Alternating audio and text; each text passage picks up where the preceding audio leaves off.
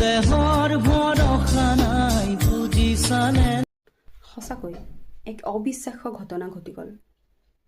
কোনে ভাবিবই নোৱাৰে এনেকৈ জুবিন দাই আমাক এৰি থৈ যাব বুলি। যোৱাকালিলৈ তেখেত ঠিকে আছিলে, হঠাৎ অসুস্থ হৈ পৰিল, মেডিকেলত এডমিট কৰোৱা হ'ল আৰু আজি শুনা পাওঁ তেখেত আৰু আমাৰ মাজত নাই। গুৱাহাটী আহিয়ে নাপালে তেখেত। তেখেতৰ অনুৰাগীসকল আমি সকলোৱে শোকত ভাঙি পৰিছোঁ।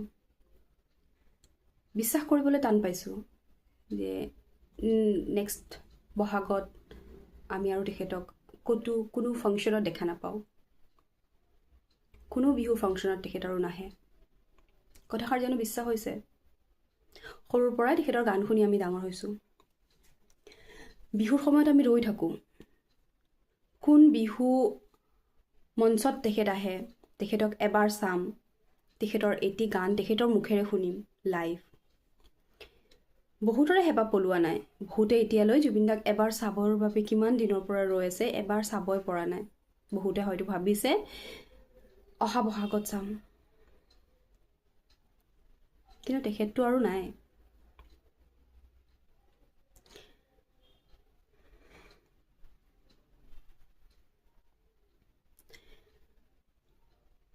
তেখেতে অসমীয়া গানৰ জগতখনক ইমানেই টনকিয়াল কৰি থৈ গৈছে যে তেখেতৰ ঠাইডোখৰত আৰু কোনেও আহিব নোৱাৰে।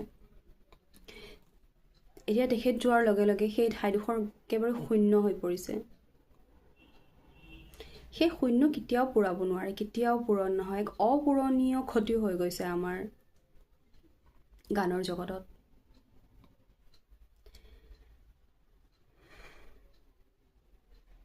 সি যি কি নহওক, সঁচাকৈ ক'বলৈ আৰু ভাষা নাই, শব্দ বিচাৰি পোৱা নাই, কিনো ক'ম। এতিয়া তেখেত ৰৈ যাব আমাৰ স্মৃতিত।